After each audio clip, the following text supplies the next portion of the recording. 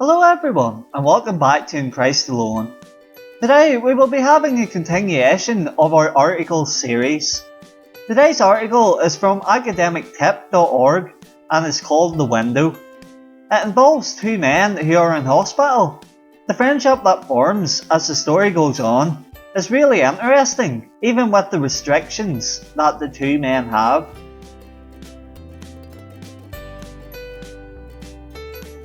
Two men, both seriously ill, occupied the same hospital room. One man was allowed to sit up in his bed for an hour each afternoon to help drain the fluid from his lungs. His bed was next to the room's only window. The other man had to spend all his time flat on his back. The men talked for hours on end.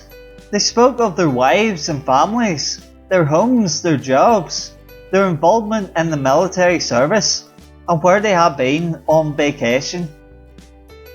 Every afternoon, when the man in the bed by the window could sit up, he would pass the time by describing to his roommate all the things he could see outside the window.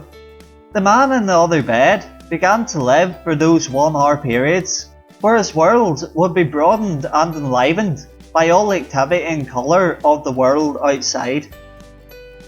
The window overlooked the park with the lovely lake. Ducks and swans played on the water, while children sailed their model boats. Young lovers walked arm in arm amidst flowers of every colour, and a fine view of the city skyline could be seen in the distance. As the man by the window described all this in exquisite detail, the man on the other side of the room would close his eyes and imagine the picturesque scene.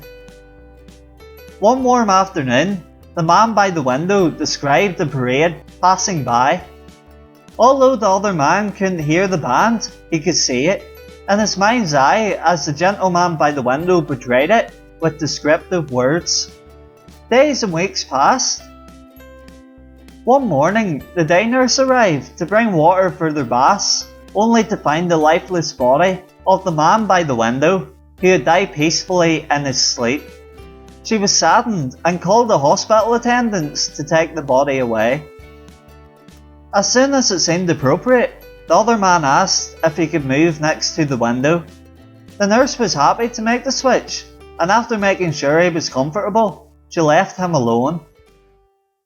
Slowly, painfully, he propped himself up on one elbow to take his first look at the real world outside.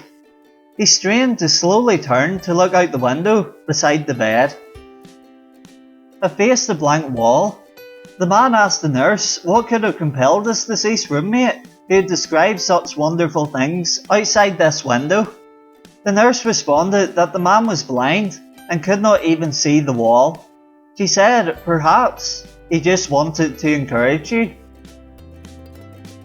That was the article on the window. I want to conclude with two verses which can be related to what we have just read. The first is Matthew chapter 5, verse 16. It says, "In the same way, let your light shine before others, that they may see your good deeds, and glorify your Father in heaven." As mentioned in the article, the two men were seriously ill. Because of this, either one of the two men may not have wanted any communication from the other, as they may not have felt well enough. Even with the circumstances they were in, they managed to forge a friendship which lasted until one of them passed away.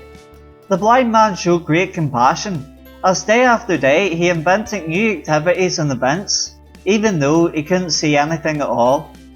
If someone else is having a hard time and struggling with something, we can try our best with the resources we have to help them along. And in doing our good deeds, we glorify God in the process.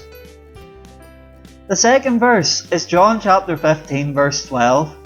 As it says, "My command is this, love each other as I have loved you." The blind man couldn't see the person he was helping. Without the second man speaking, or giving him a tap on the arm for example, he wouldn't know there was anyone else in the room. And he showed compassion to him, even because of these obstacles. This is, in a way, the same thing Jesus did when he died on the cross. At the time, he wouldn't have seen you or me in the crowds, because it was hundreds of years before we were even born. He suffered and died, even though he wouldn't see in his human form the blessings which would come from what he did on the cross. This is the same way we should love, with compassion, even if we may not get to see the end result of our actions. Thanks very much for watching, and we'll see you next time here at In Christ Alone.